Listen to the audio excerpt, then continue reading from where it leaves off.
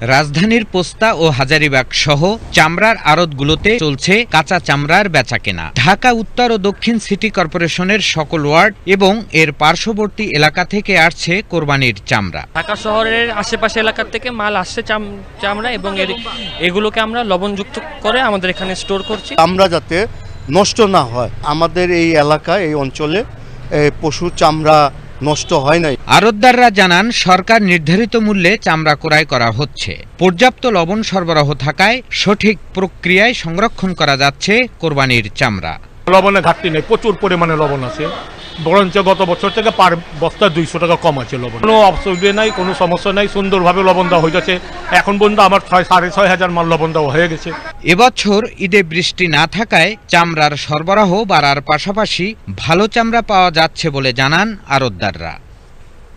Nasir Uddin, Bangladesh television, Dhaka.